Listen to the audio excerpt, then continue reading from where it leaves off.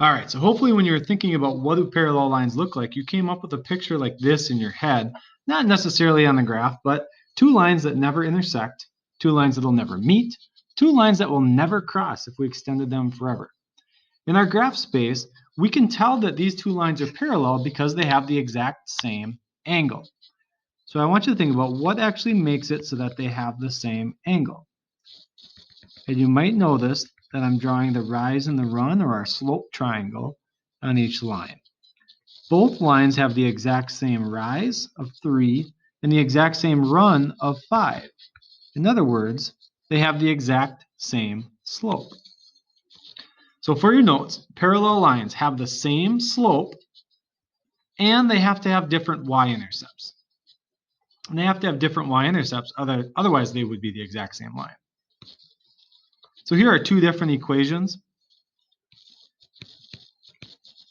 And in each case, the slopes are the same, but the y-intercepts are different. Both equations show a slope of 2. One equation has a y-intercept at -5, and the other equation has a y-intercept at 9.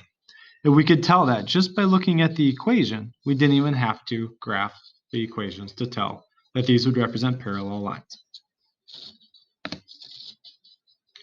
So we're going to take a look at writing equations of a line that's parallel to this given equation, y equals 1/3 x minus 8. And we also know that this other line that we're trying to write the equation of goes through the point -6, 2. So what we have to do is put some information together to try to write this equation.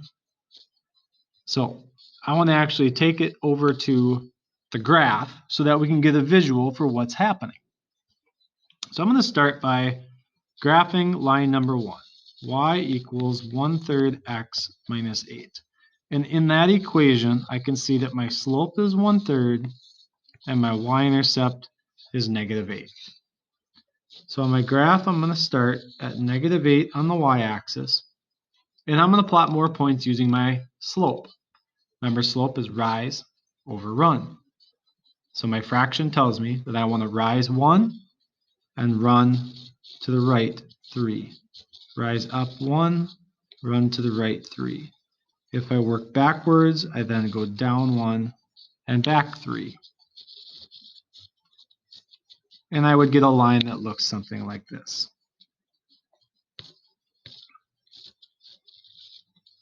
There we go.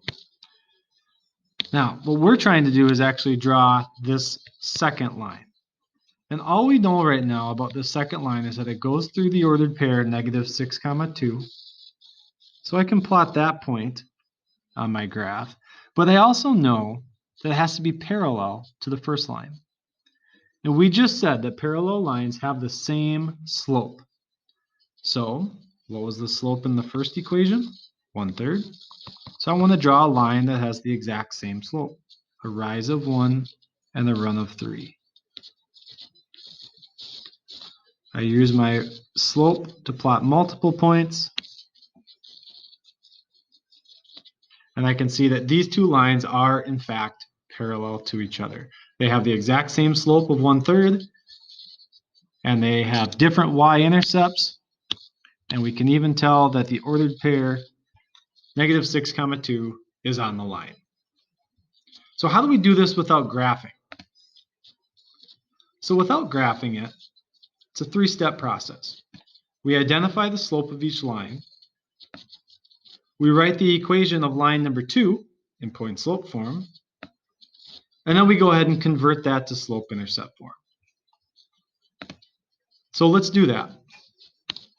Line number 1 had a slope of 1/3. We got that from the equation. It also had a y-intercept of -8, but you know what? We don't even use that. Line number 2 has to have the exact same slope because that's what parallel lines have in common. They have the same slope. So they both have a slope of 1/3. Step 2 says to write the equation in point-slope form. Well, the reason why we use point-slope form is because -6, 2 is a point, and 1/3 is the slope. So it would make sense to use point slope form. That's the long one with the parentheses. Y minus blank equals blank times x minus blank. Our slope goes after the equal sign. Our x coordinate goes inside the parentheses, remembering that a double negative here is going to change it to an addition sign, x plus 6. And then the y coordinate was 2. That's point slope form. Done. Step number 3 is to convert to slope-intercept form.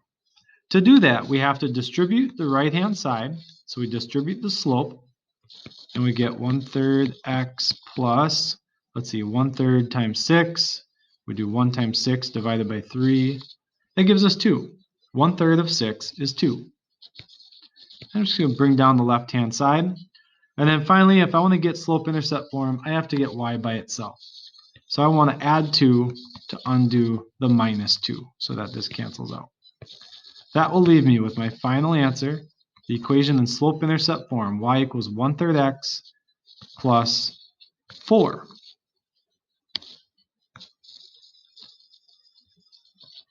So I want to go back to the graph for a moment. If you need to pause the video to copy that down, please do so. I'm going to go to the graph next. Remember that equation, y equals 1/3 x plus 4.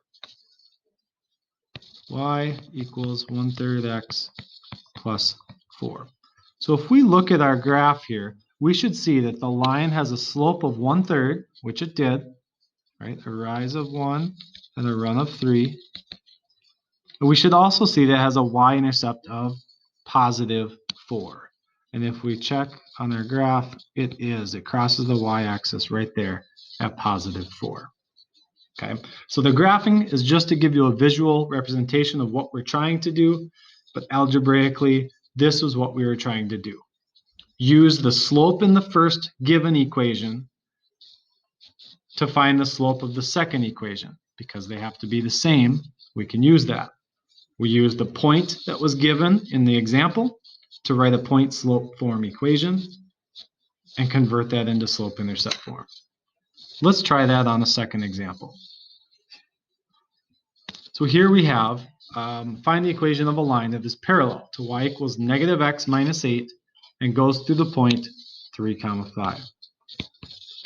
So keeping in mind, if it's y equals negative 1x minus 8, my slope is negative 1, my y-intercept is negative 8, which I don't need. Because I'm working with parallel lines here, these two lines have to have the exact same slope. So I use the same slope of negative 1, but I don't know the y-intercept of my second line. Instead, I know a point on the line at 3, 5. So I'm going to write a point slope form equation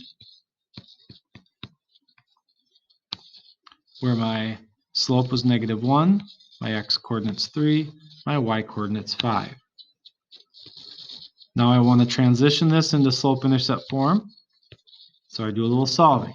Distribute on the right-hand side. I get negative 1x plus 3. I need to solve to get y by itself, so I add 5 on each side. I get y equals, and I know it's negative 1x, but I really should just write negative x. And then I add together 3 and the 5 to get 8. So y equals negative x plus 8. So both lines have a slope of negative x, and we have different y-intercepts. And that equation, y equals negative x plus 8, if I were to graph it, would go through the point 3, 5.